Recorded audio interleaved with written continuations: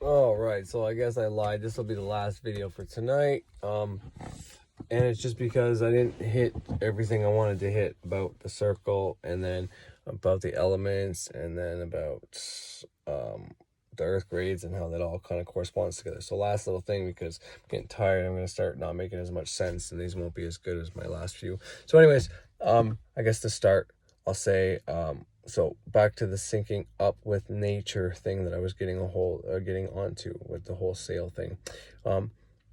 During your, like I said, you do your neophyte with the ceremonial magic curriculum. Once again, you can do these things on your own. You don't have to do the curriculum, and that's partly why I'm teaching this, because there's some important aspects. Fuck me, that's weird.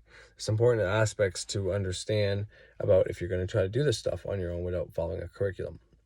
So, neophyte, you're doing your banishings and your middle pillar at your temple. You're getting ready. You're depolarizing yourself. So when it's time to call things to you, you're in a neutral state. You can use both sides, the waxing, the waiting part of the moon. But I'm thinking one's evil. You can use the push and the pull. You can use fear and love energy to bring stuff to you or push stuff away from you. Okay, equally, and you're getting all used to that. You're getting that all set, ready to go for you. Okay.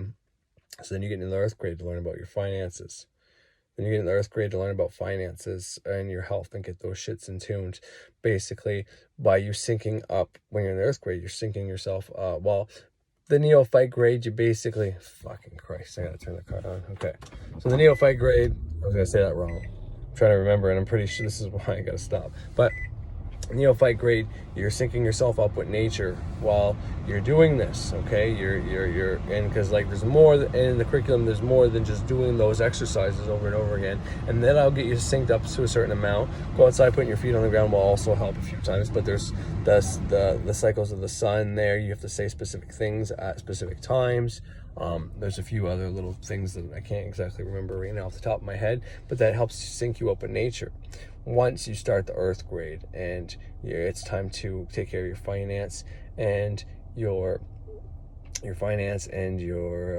health. Well, when you're in sync with nature, sometimes that could affect, it's not necessarily going to affect your health if you're really horny and you're really fucking tired, but you're trying to bring stuff to you, and then you're having a kid, and then you need to manifest the money. So, but I've said this before, the after you learn the lesser banishing, in the next phase is the greater ritual of the hexagram. There's a lesser ritual of the hexagram, and I think the greater ritual of the hexagram. The first one, I think, is the lesser. But anyways, well, what this does is it reduces Saturn's effect on you, which in turn reduces the effect of all the planets. Okay, it's the kind of the meaning of going from karma to grace. So basically, Saturn and all the planets kind of ruled you for a while, and you've been doing your neophyte, and you've been doing your rituals, and you're syncing up with nature. You're getting in tune. You're understanding these energies in your body. You know what they are. You're giving them offerings. The archangels are also, the archangels. There's one for every element. Just like you have the elements, you have the elementals, you have the watchers, you have the archangels. They're all there, right? So you're dealing with these things. So you're syncing up with nature. Now it's time to manifest stuff. Well, the book gives you a fucking ritual to do that reduces Saturn's effect on you, which reduces all the rest of them. Because Saturn's the furthest one away from you, but he has got the most pull. He's the ruler of this realm, even though it's air, but he's the ruler of this realm, right? Aquarius, we're entering that age, we're almost there.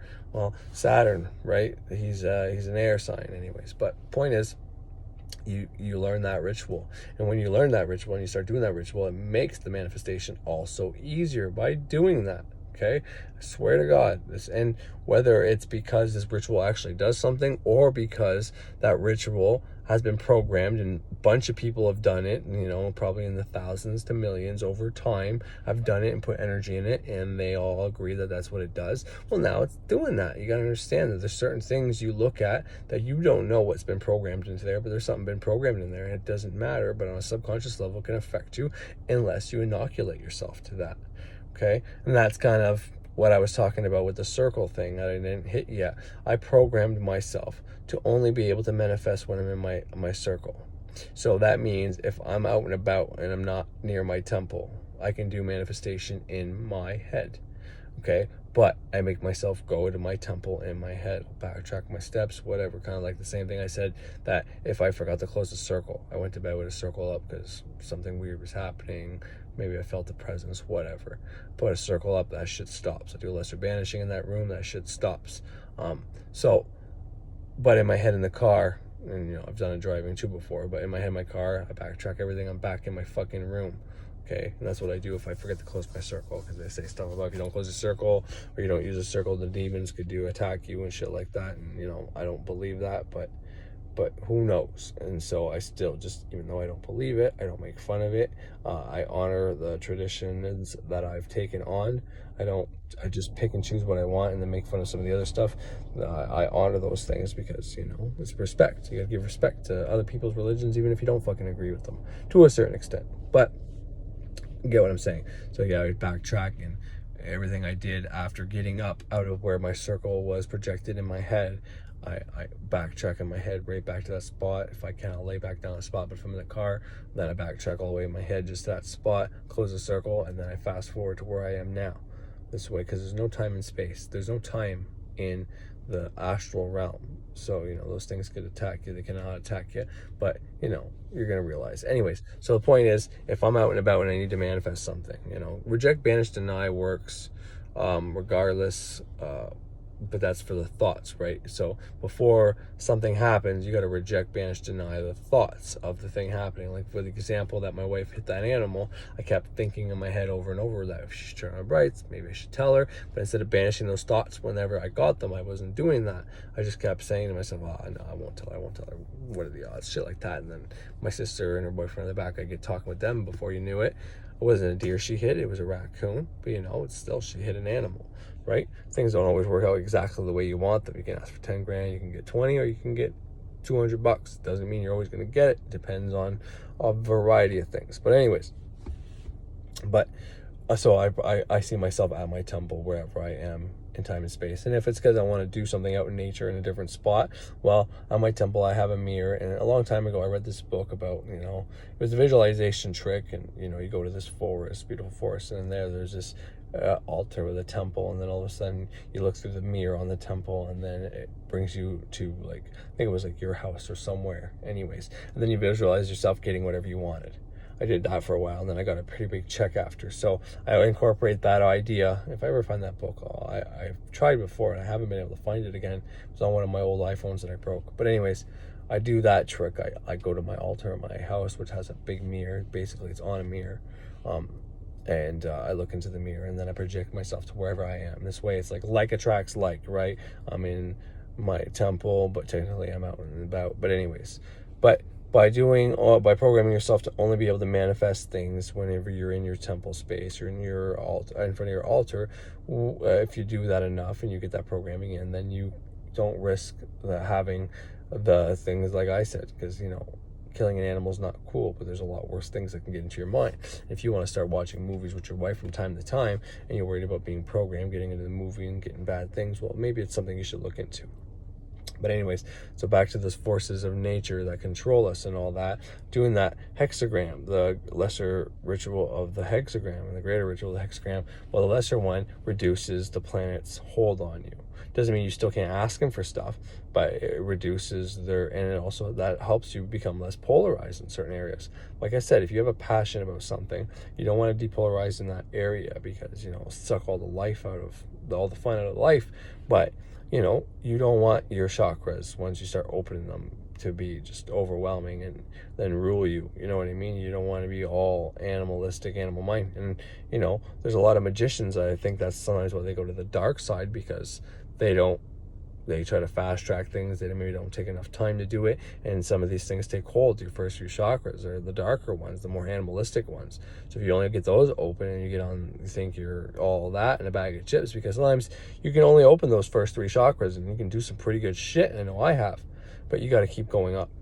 You got to keep going up. So that's a little bit about those forces of nature. Like I said before, when you open that first one, you get that connection to Earth, and the Earth starts coming through you, and things can overwhelm you quite a bit, especially when you're removing programming. And this is good to, when you're trying to do things, if you get Saturn to, you know, lay off a little bit of all the organization responsibility he wants to take on.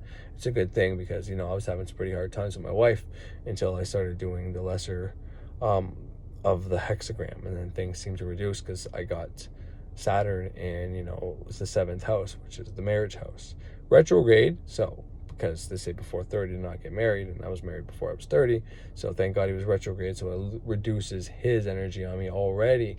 But nonetheless, you know, transits happen and things get fucked up and shit. So, but that's a little bit about the circle and hexagram and syncing up and all that shit, you know, because like I said, there's something to it when a bunch of women can get together in the same place and their cycles sync up, or, you know, when they're camping for a while, it syncs up with the fucking moon. Well, that's pretty powerful stuff. It's magnetic, you know. That shows us that, you know, if everybody says we're all one, well, when all these women can get up and it syncs up their cycle, that really proves something like that. You know what I mean? So there's something there to that. It's pretty powerful fucking stuff. Now, your altar and all that, the reason why it's good to have an altar and all this, because you place stuff on your altar, but it's all symbolic of your mind. Now, all these things that we do in ritual magic is to impress on the mind more intensely and get it in there. So you can visualize at home just getting your stuff all, and that's fine and dandy. But when you do something in the physical or in your mind, but like at your altar, nonetheless, you're making it grandiose to impress that female mind. You want to impress her. You want to impress on her.